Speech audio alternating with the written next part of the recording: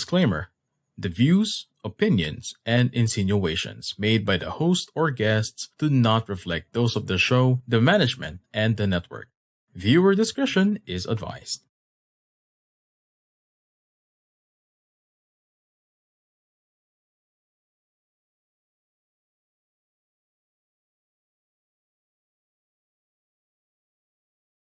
Hello, everyone. I am Life Coach Shaun, the man from Pasig City. I am a professional certified life and mental health coach, and I'm from Life Coach Philippines. And as a life coach, I empower men to be mentally fit so that they can stay inspired to live a more meaningful and fulfilled life.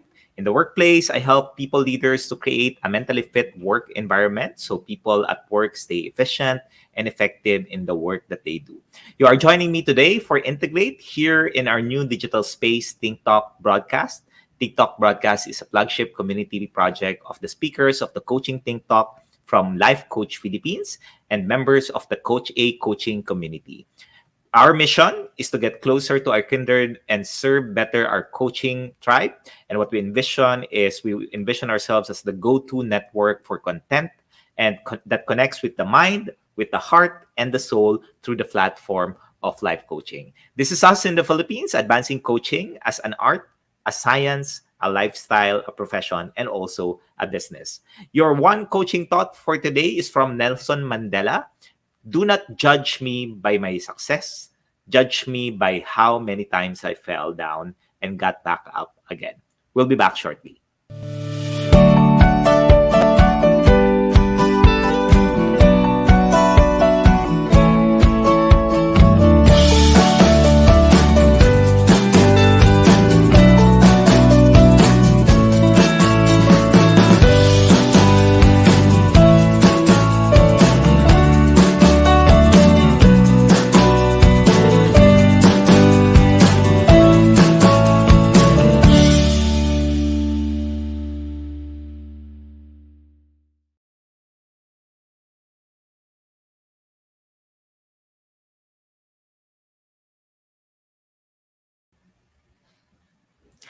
Welcome back. Today is the 4th of June. Yeah, and it's June already, and in the year of 2022, and I'm broadcasting beyond borders here at Pasig City.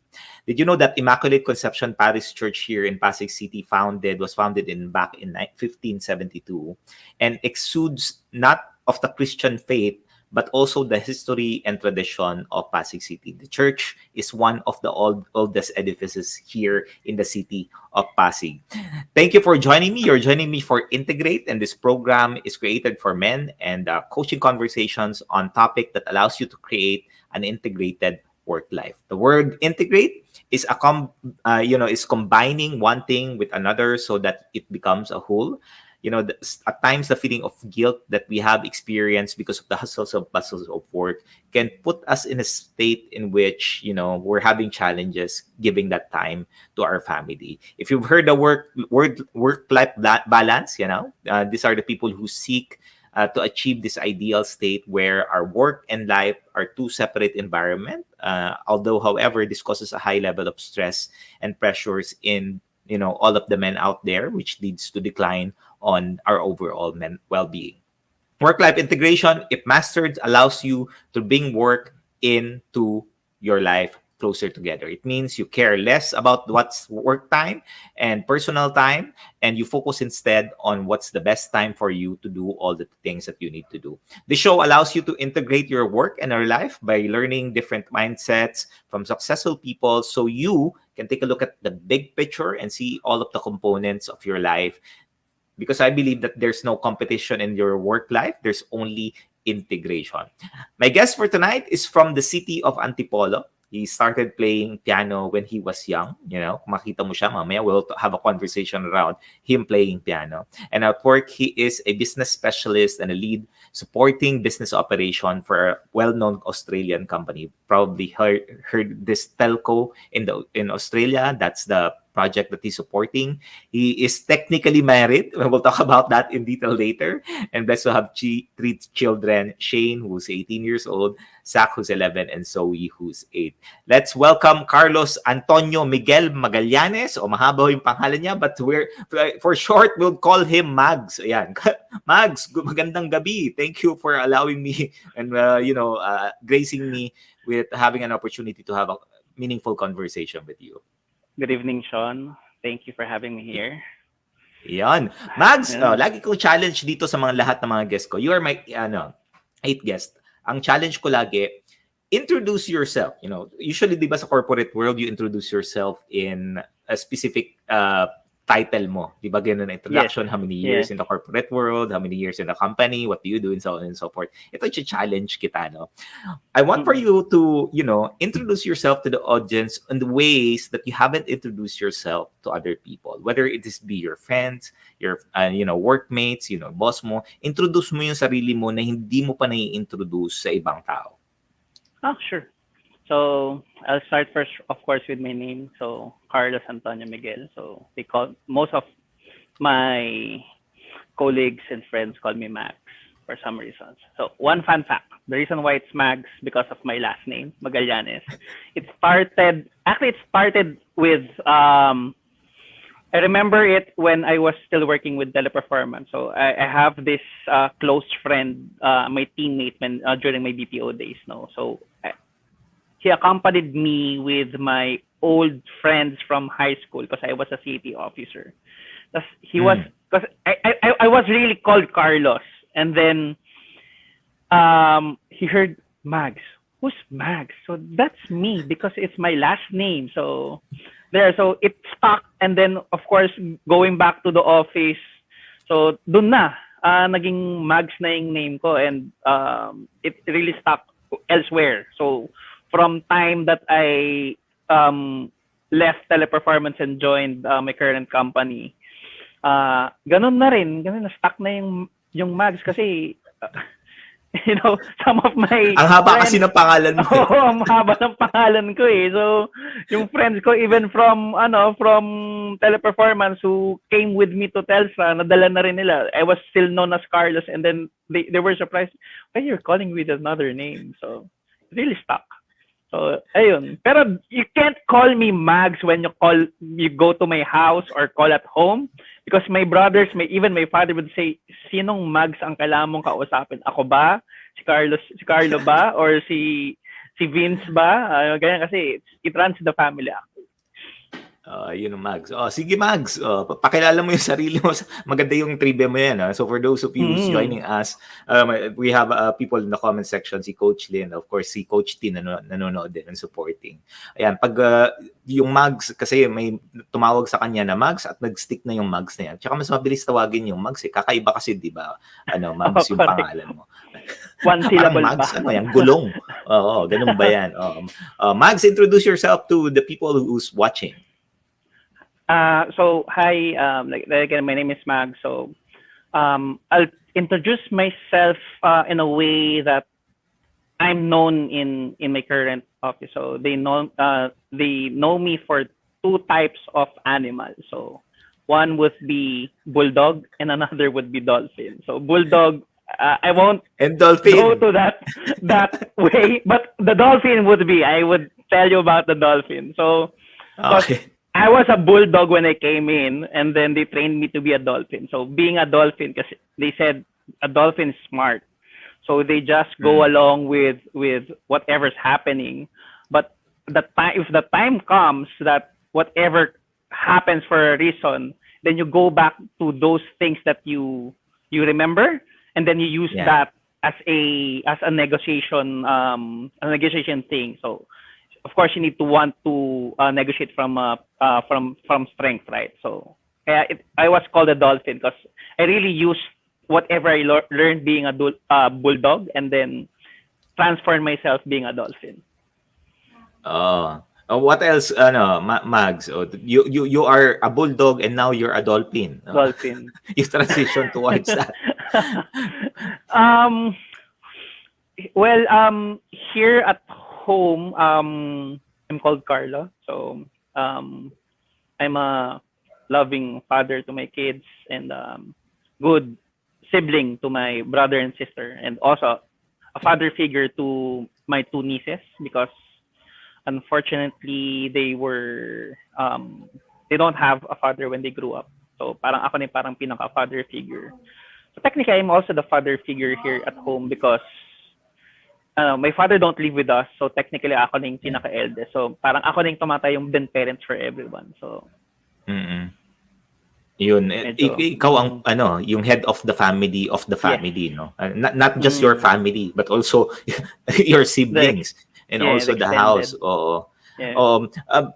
Mags, if you take a look at your life right now, we'll go through dun sa introduction ko sa'yo na you've shared specific to your experiences playing piano. Yeah, now Yeah. mag-usapan tayo ng stereotyping muna, no? For Sure. all of you who's watching right now, pag men stereotype, parang hindi naman ata typical yung lalaking nag-aano ng piano, di ba? Nagpa-piano. Parang hindi eh. True. Si Carlos, parang basketball yan yung mga basketball. Pero share to the people yung kasi si Carlos, tawagan na kitang Carlo ngayon, Mags, ha? Oo. Yan si Carlo, marunong magpiano yan. And very unorthodox yung the way of him learning piano. But of course, before you go to that, Carlo, saan ba nanggaling yung learning mo or yung knowledge mo of playing a piano? It actually came from my grandmother, no. Mama Ne. We call her Mama Ne. So when we were young, everyone, even all my cousins, were trained to play piano kasi it runs in the family of my mother, no. So it kasi ganito, no. My grandmother, her parents are pure Spanish. So syempre the way that they were brought up na kailangan merong ganitong marunong mag-play ng piano, may kailangan merong doktor, etc. You know how it runs on the old rich, diba? Kasi we're a family of old rich. Sila lang actually. Kasi so parang yun yung pinaka So yung pinaka gist eh. So it just happened na it came down no na you should also play the piano. So kasi lahat sila walong magkakapatid, from my mother to my aunts and uncles, everyone knows how to play the piano. I think literal na marunong talaga sila na yung the proper way, the old way of playing the piano. Kaya kasi when I was growing up, no. So syempre first yung the old way. For some reasons, no, syempre I was fond of playing the piano, and then my auntie, who is already now in Spain, played one piece. It was called The Entertainer. So it's a good piece. Actually, medyo mahirap siya. So I was just watching her playing that piece. And then after some time that I watched her playing the piece, nagulat na lang yung lola ko that I was playing that piece. Pero hindi perfect, no? So, siguro may mga 1 or 2 tears in the not technically notes kasi isang ganon. Isang kumbaga 1 page of the piece. Natugtog ko siya without even learning the proper way. So nagulat ng lola ko na, ano ka natutong maganyan? Sabi ko, pinanood ko lang si Tita Michi. So then I tried to play it if I got it right. So sabi naman ng lola ko, you almost got it right. Pero that's not the way to learn it. Sabi niya, you need to read the notes, you need to read the timing, etc. So, ever since, matagas ulo ko eh. So, ever since na, kahit yung mga kapatid ko ngayon, if they're playing the piano, ayaw nilang nandun ako kasi alam nilang papanoorin ko sila. Kasi tamad nga magbasa ng note eh. So, that's the story behind it. That's the story behind it. So the way that you're learning is not the usual where you study the tune, the notes, the notes, the timing, yung mga hindi dapat tutugtugin doon kasi parang if you're trying to learn something, 'di ba? Parang kanya pag drive, 'di ba? Yung I can by driving eh. Kasi may mga drivers like may pinsan ko, hindi natuto sila mag-drive hindi dahil sa tinuruan sila mag-drive eh. Ang ginagawa kasi sila, sige, subukan mo i-drive yan. Ganun lang sila daw nung bata eh.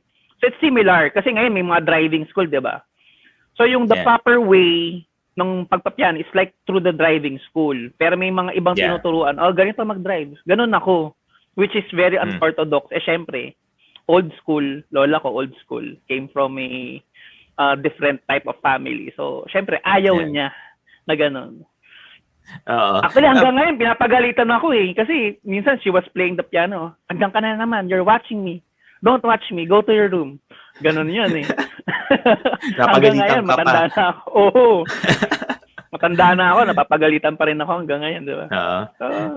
Carlo, if reflecting on that skill, kasi talent mo yan it's a talent that you have and not a lot of people have na pag na-observe lang tapos marunong nilang gawin. That talent of yours, how are you able to use that in your in the work that you're doing? If you reflect on it, you've been working for the last how many years? 14 years, right? 14 years. I started 2005 It's at 14 years. I think it's more. Tama ba? More no, than. It's more. 18 years actually, no? 18 years. Yeah. Kasi remember, you were ahead of me in terms of work first Nagkaabot tayo sa teleperformance, I think 1 or 2 years. Yeah. So, actually, even having said that, that skill that I had in playing the piano, ganun din kasi when I joined Workforce, I had no idea with Workforce, no? Kahit, ang alam ko nga lang sa Excel nun is sum Yun lang yung alam ko, yung VLOOKUP, di ko pa nga alam, pivot table, I didn't know that.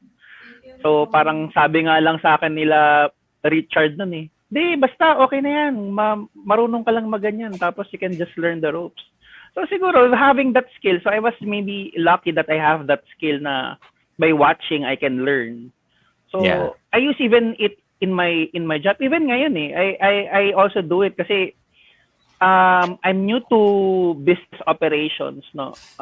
Kasi ever since ang forte ko talaga is workforce, is planning and any workforce stuff. So my manager thought that I have that potential maybe to grow more professionally. So sabi niya, why don't you try operations, because we're having troubles, try to handle it, see what you can learn.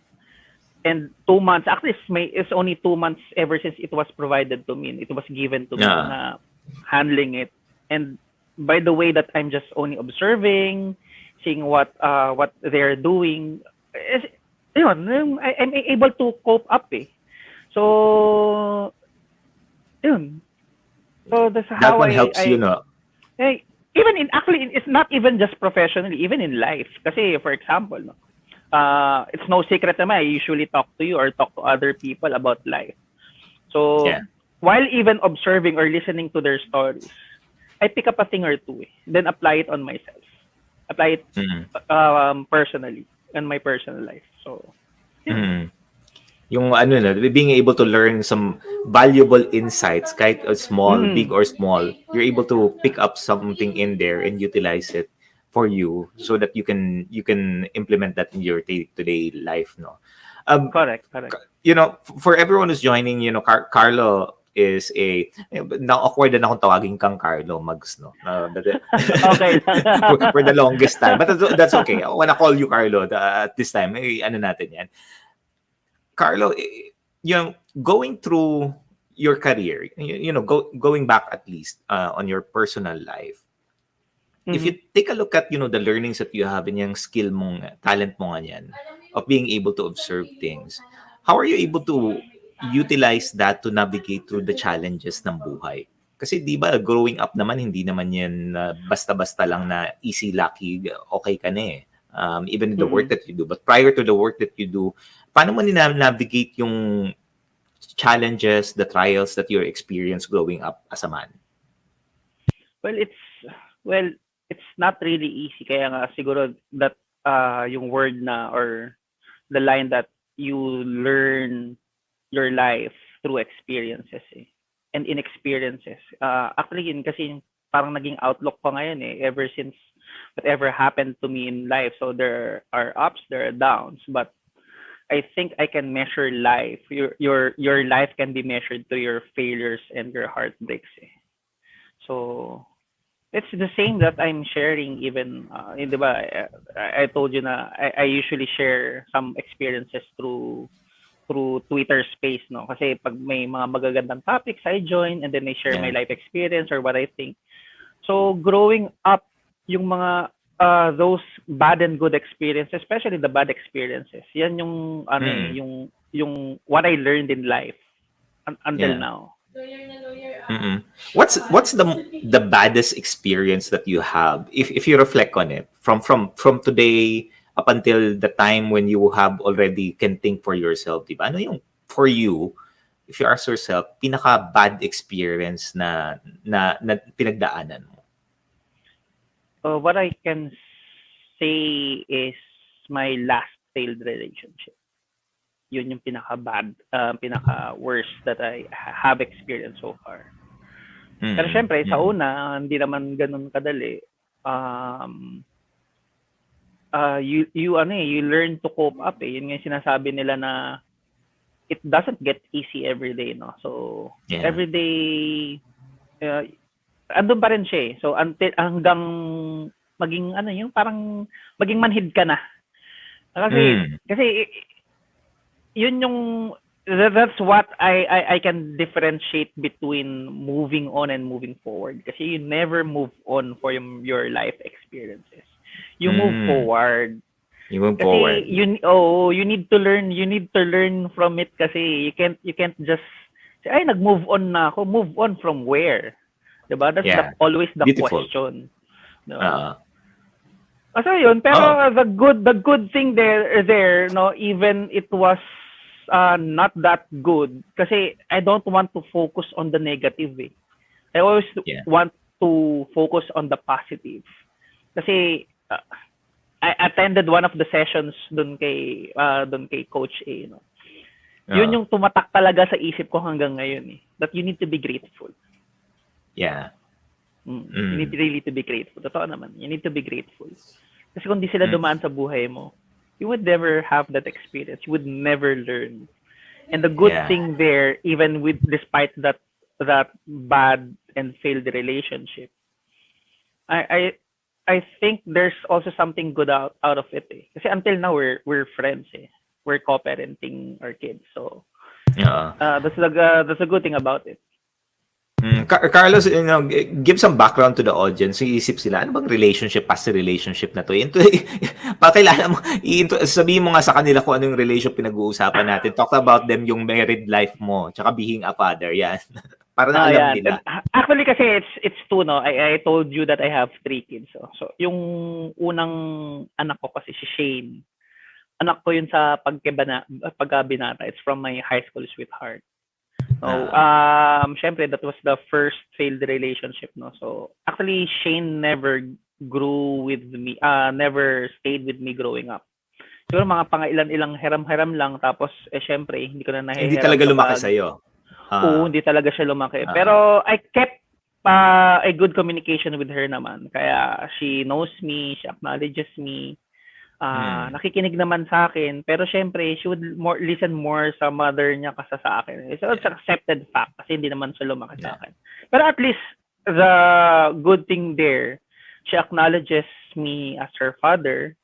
No, syempre pag nagpapayo ako sa kanya, she listens, and then she acknowledges her 2 siblings, si Zach and si Zoe. Zoe, no? So yun. Then with my marriage, no, with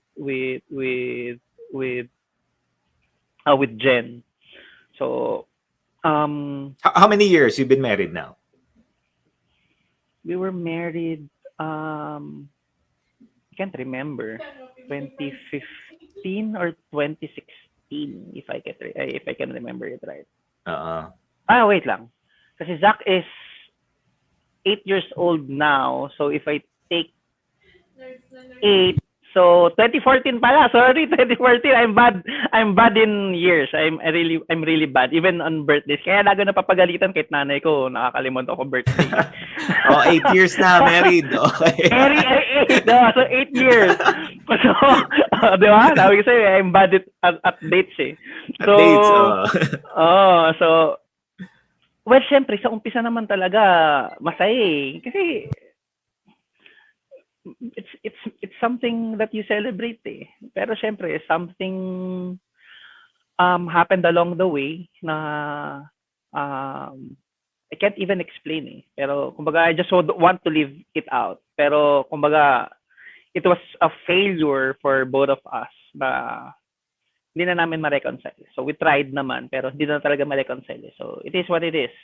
Pero being a parent to my kids, yung si Zach and si Sol, kasi technically it's my first time na lumaki kasi she never grew up with me, no? So syempre with from the younger years, no, syempre first 2 years, 2 to 3 years yan yung nurturing lang yan kasi make sure that they're fed, diba, etc. Pero yung pinaka-challenge doon when they're starting na to think bakit ganito, bakit ganyan, why this, why that. So yun yung hardest part eh. Kasi for example, why would you say it's the hardest part eh? We're always teaching, I'm not sure if all, pero maybe I can say most of the parents would say that guns are violent, guns are bad, right? So syempre, daddy, guns are bad. So biglang pag makakita, syempre we were teaching them. One time, no, we came from I forgot where we came, pero LRT. So basta bumaba kami LRT station before dyan sa Santolan. And then we chance upon a police officer. Tapos biglang kasi we were there, I was tying my shoe. Then suddenly, my kid asked me, Daddy, di ba guns are bad? Yes. So policemen have guns, so they're bad? So pati yung police, napatingin din sa amin. So I can't explain na, hindi anak, policemen are good. Pero they have guns. So they're also guns, technically bad. So I can't, that's the thing being a parent.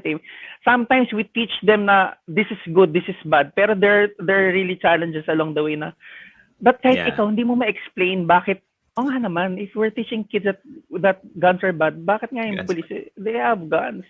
Even we're teaching even security guards, diba? Yeah, even security guards. So, yun yung challenges of a parent eh. For example, yung pagluluto ng itlog kasi Zach is really, yan yung niya eh. Yan yung routine niya. Every day, hindi ka makapagluto ng egg para sa kanya. Whether it's egg with rice or egg with bread, basta may egg. And then nung minsan, tinanong niya ako, Daddy, the color of the yolk is what? Sabi niya, yellow. Bakit pula tawag nyo? It's not even red.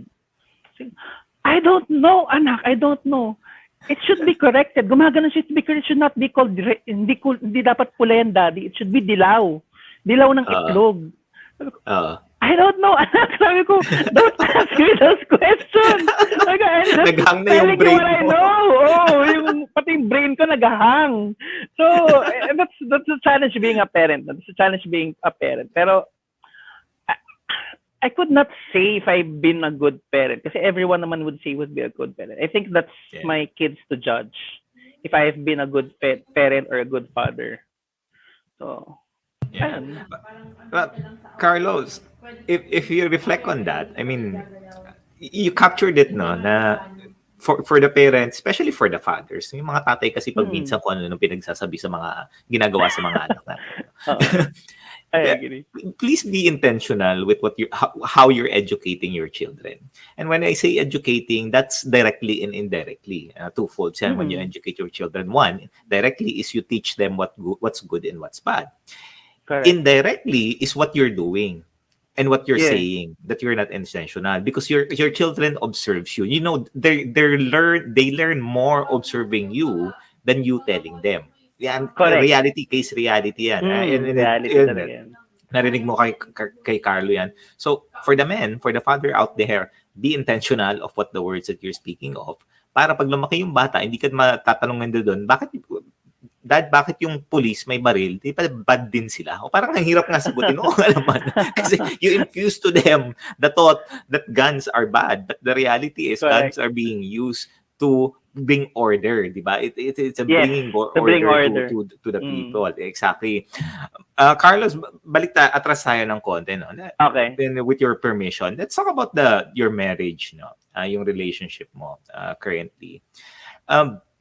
If you reflect on that, how did that relationship, that current relationship that you are in right now, how is that strengthening you as a man, as a father, and as a human being? So let's go first as a father, no? Kasi yun yung actually yung that's what I'm actually fear of. Na syempre ay may marriage did not succeed. So yun yung mahirap i-explain din kasi sa mga bata. Pero that's one thing that I'm challenged of, na to teach them that marriage is not a bad thing. So it's really sometimes the player. So technically, if we're talking about marriage per se, it should be successful eh. Pero kasi syempre it would be dependent on the player. So it's between the man and the wife. Yeah, Or agree. whatever, diba? Though I might be gender-based kasi, pero syempre it's between both partners na lang. So baka sabihin nila So okay lang yan. so it's between both genders. So well, yun yung talagang challenging. It's maybe it's more of me on how I could teach my kids na not to be afraid to be on a relationship, because these failures would also eventually teach them. Kasi diba, we're not perfect. And the good thing there maybe that I could teach that despite that failure, I could say that we're friends. We're friends. We're co-parenting. Kahit sabihin mo minsan nagtatalo kami, pero we're still friends. Kasi we remind each other na, you do this or do that, or you talk nicely. Kahit sabihin mo you're already frustrated with what's happening or while you're talking to me. Ganun din siya eh. Kasi, dahan-dahan ka naman sa ginagawa mo. We just remind each other because we're parents. Kasi minsan, pag nag-usap kami, the kids are just in the background. Ganyan. Not unless siguro kung dalawa kami, So, of course, yeah. At least we can show the kids me as a father na despite that we're no longer together, na we can be still successful as parents. So that's one. So that's being a father. So being being a father, tas being a man yung isa eh. Being a man. For being a man, medyo siya eh. Medyo mahirap siya eh. Kasi syempre, society would look up to us na dapat we should be always successful. Diba? Parang sinasabi nga, brusko. Kasi merong sinasabi sila, nakikita ko rin lagi yan sa Facebook tsaka sa Twitter na, diba, for every successful and there's a woman behind you. But for every unsuccessful things, there are two women behind you. Pero parang, diba, what are you talking about? Stereotyping. Na i-stereotype eh. Pero I go back to, I go back to what I always advocate eh. Na, whatever your strengths that you have is through life, and your life is molded by two things. Yun nga, failures and heartbreak. Kasi it's a matter of how you're gonna use that eh. Kasi iba parang they can move on, suicide na ako, blah blah blah. Diba? Or hindi, ayoko nang magka-jowa, ayoko nang magka-asawa dahil ganito ganyan. It's not that way. It's not that way. It's more of strengthening yourself. Kasi ako as a man, no, I use that experience na maybe may mga failures, so I would use those failures at the back of my mind na not to do that. Kasi kahit naman si Jen always remind me, baka magka-girlfriend ka na o mag-asawa ka ulit once we fix everything.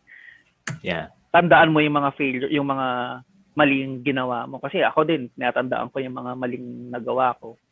So we should be using that as a strength moving forward, which is true naman. Kasi you should be using that strength. Kumbaga, whatever yung pagkakamaling na ranasan mo during that marriage, no? Magagamit ko yun as a man kasi it molds me to be wiser eh. Kasi yun naman talaga importante. It's not even just being a man, it's also being a woman, kasi as you progress you should be wiser. Yeah, agree. And I like what you said, no? It's about failures and heartbreaks. Yes. Da- Dalawa siya. That you need to be able to learn that and utilize that in ways that would allow you to be a better person. Kasi pag minsan, di ba, Carlo, ang nangyayari, instead of them taking accountability for the things that they did and they did not do, they tend to blame other people or the other partner Yes. because of the actions. But it takes two to Correct. tango. Sabi mo nga dalawa yung player. Hindi lang naman player one yan, may player two din. May player And pa as you ka. continue Correct. on with the relationship, it first starts with you. You take a look at, teka lang, tinitingnan ko yung partner ko, kung anong pangit sa kanya. Tingnan mo muna yung sarili mo. Ano bang opportunity ko? What happened that we arrived to this kind of situation, this kind of problem, so that they can take accountability and take responsibility and do better in the future. May mga times na, there are times na worse na yung situation, di ba, Carlo? Wala ka na magagawa. You can't reconcile things already. There are some differences. Kumbaga, minsan nga sa una pa lang, alam mo nang may difference na. Pero syempre, in love ka pa nun. Parang, parang ang sarap ng feeling na may kasama may Kasi partner, syempre, di ba? totoo. Mm. Pero kasi yung And dun sa that would umpisa, allow di ba? Mm. Di ba sa umpisa kasi syempre, we know it's not perfect, di ba? May kulang Yeah. sa ganito. Kasi once we acknowledge, kasi that's what I learned, no? You acknowledge what's lacking between both of you. What's your strength and weaknesses? Kaya nga napaka-importante that before you enter to have a successful relationship, maybe not to enter into marriage, kasi some don't want even to marry, no? So I know people who don't want to marry na kontento na sila just living together. So I think for a relationship to be successful, you need to acknowledge the strength and weaknesses of each other kasi. And then you try, hindi kasi siya na hindi naman siya, ay, dapat ganito, ganyan. You try to, kumbaga, the reason it's between, a relationship is between two individuals. Kasi kailangan nyo punuin yung isa for it to be successful, to be a perfect relationship. Yun yung sabi. And be contented on be contented on what you have. It's good to dream, but it's good to reach your dreams. Pero you need to be contented kasi you need also to ensure that ito yung also not the best thing that I learned is kailangan talaga ng constant communication. Yeah, agree. In any relationship, totally agree with you.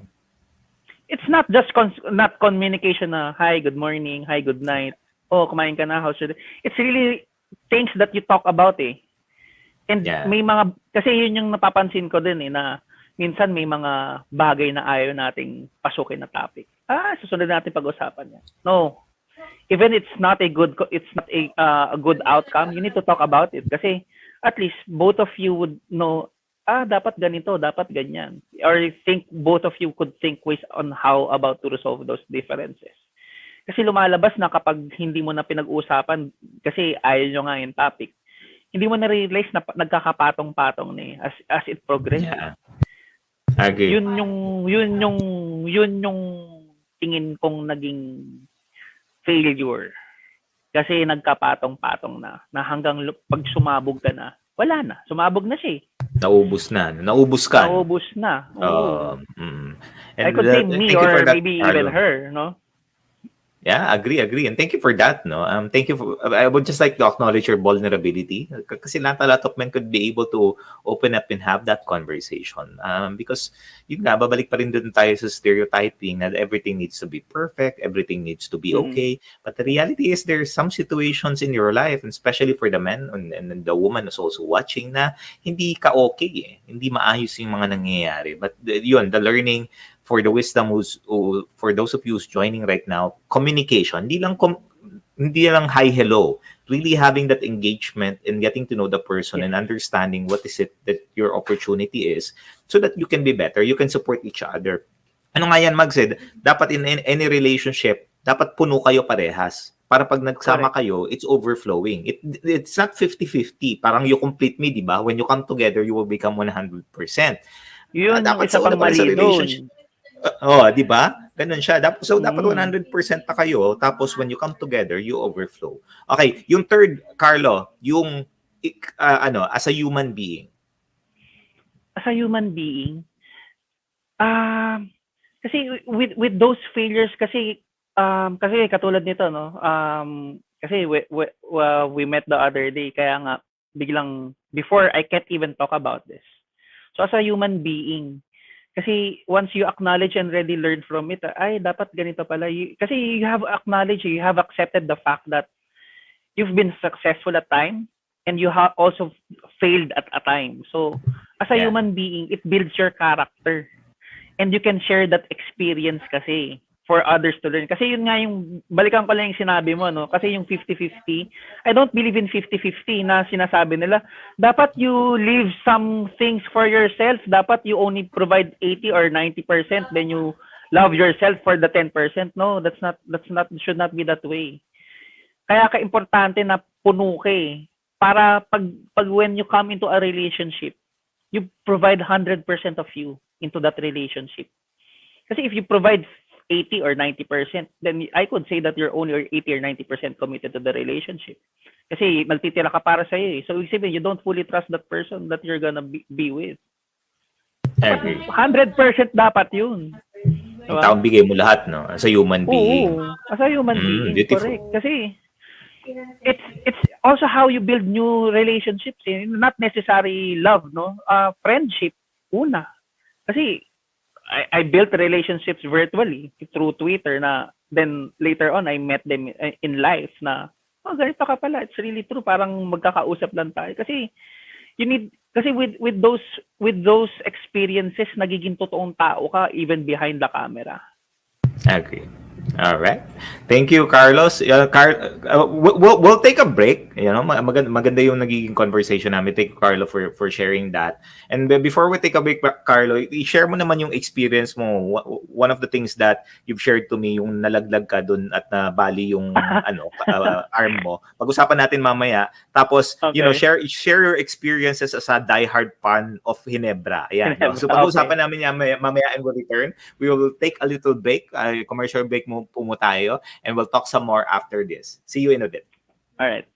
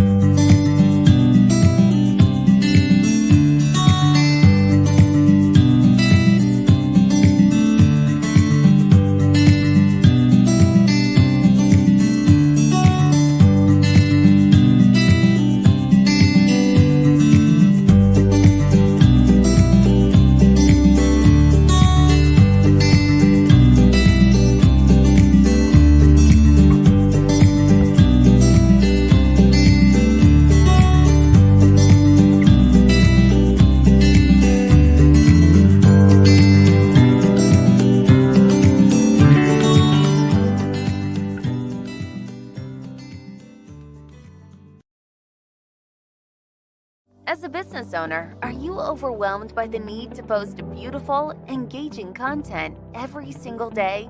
Are you left wondering what to write? Tired of scrolling through stock photos that all start to look the same?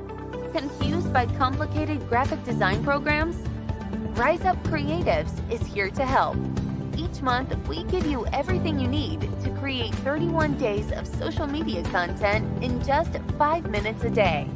Customizable captions, curated lifestyle photos, a drag-and-drop graphic design tool, and the ability to post directly to your social media accounts.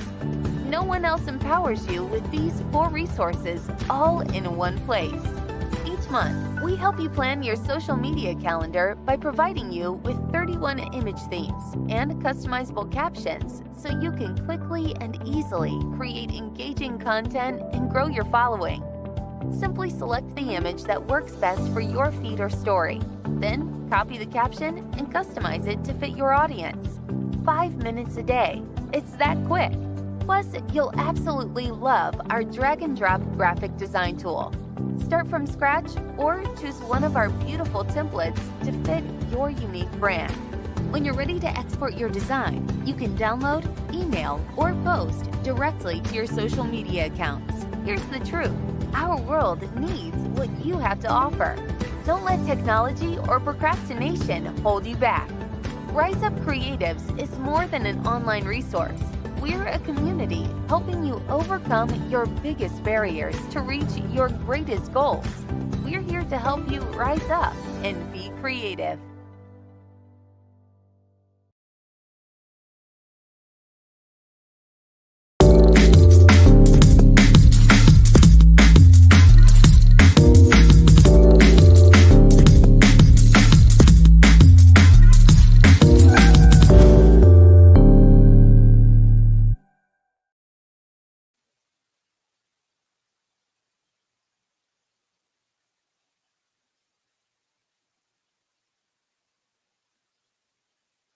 Sorry, we are back. Yeah, we're live. We are back for the second part of the eighth broadcast of the Integrate, brought to you by the Copy Republic, the coaching hub of Life Coach Philippines. And, the coaching hub in our home of professional certified CACC life coaches. Meet our coaching tribe at the Copy Republic, located at Pioneer Center Compound along Pioneer Road, corner Brixton and United Streets, Capitolio, Pasig City, and we are open from 10 a.m. to 10 p.m. on a Saturday and Thursday. So Friday, day off po kami, or we're not operational, but our coaching services, it's 24/7. Our coaching hub is also an event place. So if you're looking for a venue, you're looking for an intimate gathering, intimate setting where it's homey, please connect with Coach Rizal at 0917-586-1661 for inquiry and reservation. Starting last June 1st, face-to-face daily event is back on Decap Copy Public. I'm inviting you to join us. Every day we have an activity, with the exception, of course, on a Friday. So for Sunday, which is going to be tomorrow, it's going to be me, Comfy Sunday, Sundays for Life with Coach Shaun. We're gonna talk about something, something that would allow us to just really be the person that we want to be. I'm gonna teach you tomorrow to kickstart your creativity and help you out. How to finally put that fire into your heart and also into your conversations in the future. Also, we have on other days, Nurturing Monday, Walk Along with Coach Tin. We have Purpose Tuesday, Away in the Day with Coach Rizal, and we have Groove Wednesday. It's all about habits with Master Coach Jasmine, and Strengthening Thursday. Of course, if you're looking for healing your soul, it's gonna be with Master Coach A every Thursday. So every single day at 7:30 p.m., drop by at the Copy Republic. When you go there, you don't have to pay for anything. But of course, please bless the space as you continue and learn, and invite people in there so that we can have a meaningful conversation. I also invite you to become a holder of the Be Learning e-card. Enjoy us inside Be Learning Society as one of the mental model collectors. Enjoy a food and beverage discount from Decap Copy Republic and the full access pass to the monthly Mental Model Masterclass of Master Coach A, exclusive for Be Learning Society members only. Plus, you get a benefit of a 90-minute free coaching session with senior coaches from Life Coach Philippines. Save the date. It's going to be on June 26 at 7:30 p.m.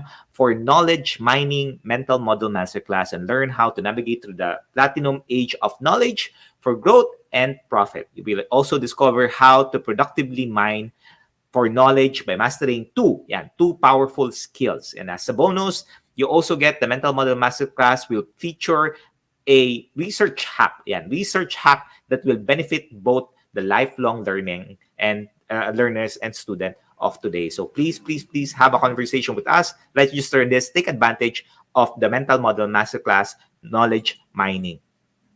The Ink Talk broadcast is powered by Rise Up Creatives Worldwide, your social commerce turnkey solution provider in the new digital landscape. Visit www.riseupcreatives.com to learn the benefits of the lifetime members like me, which includes the ability for you to create valuable and engaging social media contents with original lifestyle photos in just 5 minutes. 5 minutes, you'll be able to create your contents. I tell you, it's a powerful thing.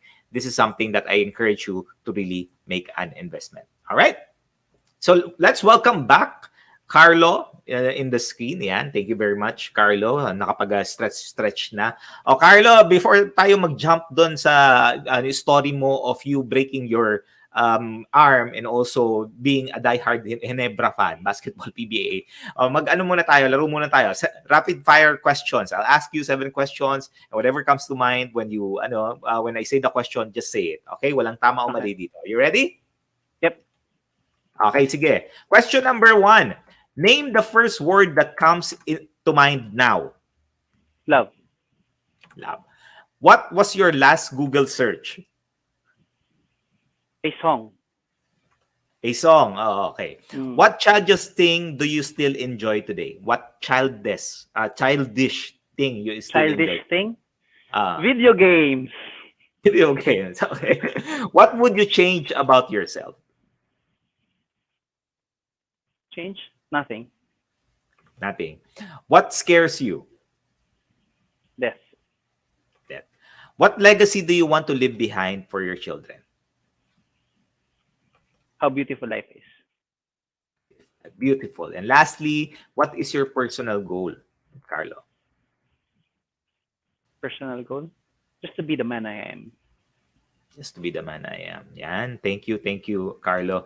It's a wonderful thing, no? What you said a while ago of leaving a legacy for the children, I think for really every man out there, yun talaga yung gusto natin eh. Na maibigay natin yung gusto natin sa mga anak natin. And doon sa mga tatay na continuously, doing the battle and providing the necessary support to your children, saludo ako sa iyo. I mean, saludo ako. Tap yourself in the back. Minsan, sometimes we get less credit, no, Carlo, in these kinds of activities kasi nakafocus tayo masyado sa money earning eh. But the reality is we're doing a lot. I mean, emotionally, maybe, hindi pa tayo. Carlo, wala pa tayo dun sa pag-express ng emotion. But give us some time. We're heading there. We're going there to express some emotions. Okay. O, Carlo, balik tayo dun. O, yan. Yung story mo, yung nangyari sa'yo about, being na yung kamay mo na nabali. And yun being a PBA, yan, Ginebra, diehard fan. Diehard fan. So, dun muna tayo sa nabaling kami. I actually have, I think, 16 stitches sa left arm ko. Pakita mo. Ito, 6. Ayan, diba? Haba, hindi masyadong halata eh, no? Actually, ito, manhid na kasi yan. Kahit anong kurot-kurot mo dyan, kahit tuktukin mo, walang pakiramdam yan. O, patay na yung nerves kasi dyan eh. Okay. So, actually, ang nangyari dyan, kasi malikot kasi talaga ako ng bata eh. So, I grew up in the streets of San Andres. So, siyempre, sa sobrang kalikutan, minsan may nakapark doon. We usually jump over it talaga. Punta kami doon, tapos talon.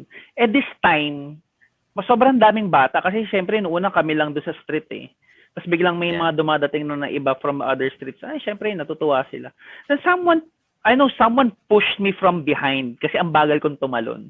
Eh, siyempre, una ulo ko. So, una kong naisip na that time, kasi pumutok yung ulo ko, ito pinang-ano ko, kasi kaliwete ako before. I write with my left. So, ito yung pinangganito ko, kaya nabali yan. At ang good thing doon, actually, it's a good thing na bati, siyempre, nabali ako, no? So, naging Superman ako for 6 months. Kasi nakaganyan lang yan. Superman. Oo, Superman. May nakatabi pa nga ako doon eh, sa PGH eh. Dalawa na tayong Superman, nakaganon kami pareho. Well, the good thing there is natuto ako mag-write with my right hand. Natuto ako magsulat with my right. So I can write with my left and write with my right. Galing. So, yun lang. And then pero ngayon, anong learning mo doon, Mags? Yung accidenting mo yun at magiging malikot? Well, sometimes you really need to listen to your parents, no? Huwag kayong mag-akit-akit dyan. Kasi di rin ako nakinig eh. Noon pala yung, di lang porket kasi sinabi, kasi yun yung minsan mali sa pagiging magulang, no? Huwag mo hawakan yung saksakan ng kuryente. Kasi hindi nila sinasabi anong pwedeng, hahawakan mo pa rin, di ba? Mainit yan. Huwag mong anin yung tubig. Gaganin mo pa rin yung sa water dispenser, di ba? Mainit pala. They didn't explain. So parang sinasabi nang basta wag kang umakyat diyan. So sinabihan ka lang na wag gawin, pero walang explanation. Walang explanation. Parents ha, wisdom from Carlo. Pag nag-i-explain kayo sa bata, wag niyo lang sabihan. I-explain niyo kung bakit hindi pwedeng gawin o bakit bawal. Para naiintindihan nila at nai-explain nila. Hindi yung pag dating mo doon parang hindi mo din alam kung paano explain. Learning. PBA, ito Ginebra Die Hard fan. Nako. Saan galing to? Kasi, so, I grew up na, syempre, yung father ko, no, was a basketball fan. So, nagkataon, actually, hindi ko alam kung Ginebra fan siya. Nagkataon kasi when I was watching my younger years, Jaworski, tapos mga, sino nga ba yung Brusco brothers na magkapatid? I forgot their names eh. Pero yung mga Brusco brothers na magkapatid. And then, that was during my younger PT before pa nga ata ang Channel 13 pa ang PBA before eh. I didn't get to watch that. Pero kumbaga habang lumalaki, so syempre na sa basketball, tapos tumatak sa akin yung Ginebra. Tapos nung medyo nahuhook na ako sa PBA, natandaan ko pa rin si Jaworski. Pero nung panahon na to nila Marlo Aquino, nila Baldavid. Tapos hanggang naging avid fan ako na hanggang sa lumalaki, pag talo Ginebra, hindi mo ako makakausap talaga buong araw. Lalo pag close fight, tapos natalo sila by a 3-pointer. Naku, kahit mga anak ko, hindi ako kakausapin. Wag niyo kausapin yung daddy niyo. May ulo niyan, talo Ginebra. Behave na lang kayo. Pagpasok ng kwarto, matulog na lang agad. Hindi mo makakausap yan. Pero syempre, I already outgrew it kasi parang nagiging fear kasi ng mga bata na ay, pagtalo Ginebra. At least you learned, di ba, to control it. Good. Yun yung learning ko doon na, pero totoo siya yan, kahit dala-dala ko dati hanggang sa office yun, pagtalo Ginebra the next day. Wag niyong yan si Mags ha. Wag niyong inisin yan. Talo Ginebra kagabi. Yari kayo dyan. Kaya that was the moniker that I got, Bulldog. Kasi yun nga yun eh. You know what a Bulldog kaya pala is, yung diba? Bulldog. Kaya sabi ko, I don't want to masyadong mag-focus sa Bulldog kasi it's something bad. So, yun. At least pinabas mo pa rin. Para naintindihan nyo na yung kanina, nagtatanong kayo kung ano yung Bulldog. Ito po yung reason. Pag natatalo kasi Ginebra, nagiging Bulldog. Nagiging Bulldog ako, nangagat ako sa sa mga meeting. Well, I don't do that anymore. Kung bumait ka na, maging mas maayos na. Carlos, sabi mo kanina, you got that from your father. A brief, what's one thing that you've learned from your dad? If there's one thing that you wanna teach your children na nakuha mo sa tatay mo, ano yung isang yun? That once you accept a person, you get the good and the bad. Yun yung lagi tumatak sa isip ko. There are actually two things na tumatak sa isip. Aside from that, kasi yung learning in life naman yun eh. Actually, it's both learning in life. Pero kasi before, kasi siya nagturo sa akin na maglinis ng bahay. Lahat, pagpupunas, pagwawalis, pati pagbubunot ng araw kasi nagbubunot pa eh. Ang sinasabi niya sa akin lagi, pag may gagawin kang isang bagay, gawin mo na ng tama. Hindi yung gagawin mo tapos babalikan mo ba? Kasi you're wasting your time. Yun yung dalawang natutunan ko sa father ko. Beautiful. Mags, we're on that top of the hour, di ba? Habang dami natin pinag-usapan, parang madami pa tayong pwedeng pag-usapan.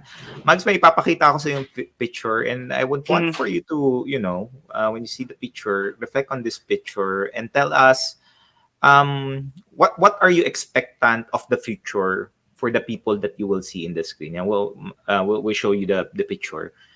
Yan. How are you expectant of the future for the people that you see in the screen? Ayan, nag-stock ako. In-stock ko yung page mo. Ayan, hanap ako ng picture. Well, yan kasi it's with my mom. Actually, I miss my mom kasi I haven't seen her for years. So, I just want to tell and show the people na despite, kasi this was the time that I still have problems, no? I was coping up with the problem with my marriage. Pero I could tell everyone that despite of that you can still smile and forget it even for a day, that you can enjoy life despite the problems that you have. Yun ang ano mo din. And that's a beautiful message. At the end of the day, lahat naman tayo may problema. Hindi naman, problems are there to be solved. But of course, it doesn't mean that you would continuously put yourself in a negative state, di ba? And another beautiful thing about this picture, kasi if you would look, that's my grandmother, then my Mm. mother. Actually, yung katabi niya, that's the sister of my mother. Then kaming dalawang magkapatid, tapos yung mga anak ko. Yeah. So it's 4 generations na I'm Yeah. proud of na I'm still, my kids are able to see 4 generations of us. Beautiful, beautiful. Carlo, what's one thing that you appreciate about your mom? Well, she nurtured me from afar. That's one thing that I can be proud of. Oh, kasi yung mom po pala ni Carlo, hindi po lahat po dito sa Pilipinas, sa ibang bansa. Do we consider her as OFW? Hindi, no? Yes, she's an Oh, OFW. Teacher siya OFW doon. po.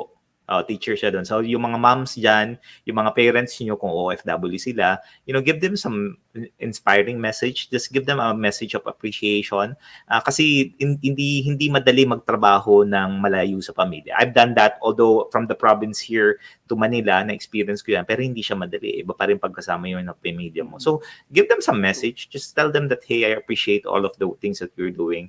And, I appreciate the sacrifices that you're doing in there. So just give them a message. Okay, Mags, we're ending the show. If you're gonna think about the word integrate, what is integrate to you? Integrate for me is putting into life what you have learned through what you see, what you read, what you experience. Kasi sometimes that's what we fail to do. Na we learn but we don't integrate. Beautiful. Okay, Mags, ito, lagi ko tinatanong to. So my guest to share some wisdom and some nuggets in there as we end the show. Final words, final thoughts. 3 tips that you can give to the audience to live a more meaningful and fulfilled life. 3 tips that you can give to the audience that will allow them to live a more meaningful and fulfilled life. In bad experiences, kasi we would always experience that. Yung sinabi ko kanina, yung dalawang yun. So, you need to learn from them. To get the good, take out the bad. That's number 1.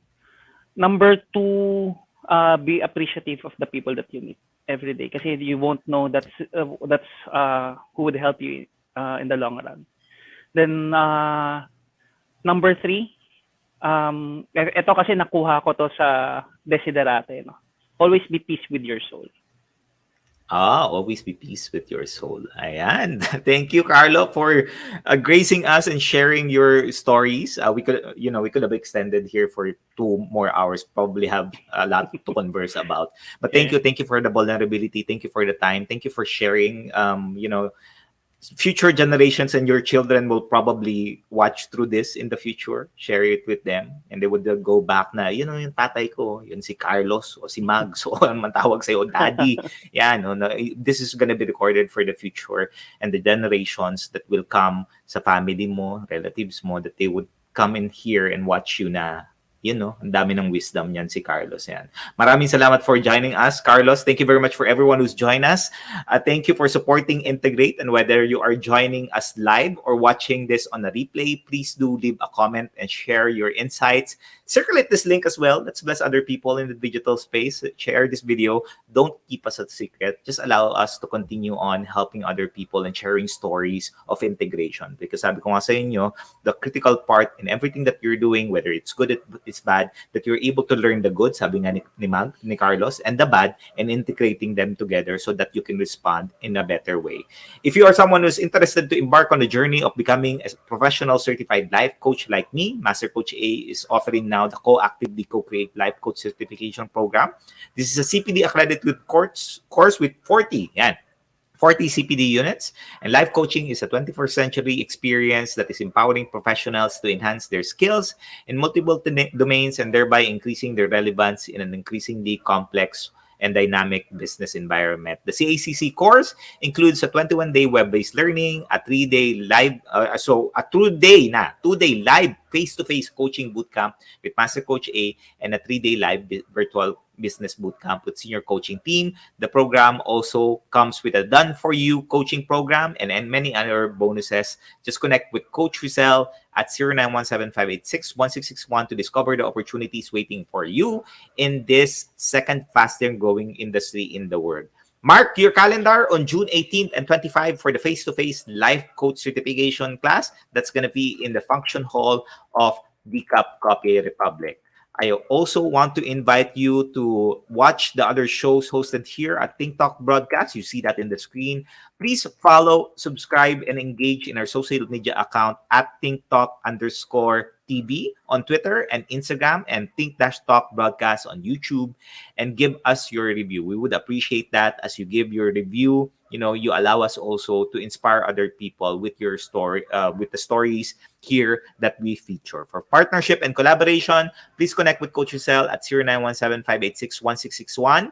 Marami pong salamat. We'll see you again in the next episode of Integrate. That's gonna be on June 11th. Ayan, on June 11th at 10:30 p.m. Saturday Night Live here at Think Talk Broadcast. This is us in the Philippines, broadcasting beyond borders and advising life coaching worldwide. La bam boom, la bam boom, la bam boom. Thank you, everyone. Coaches like us think and talk like this. Thank you. See you again next week. Bye-bye.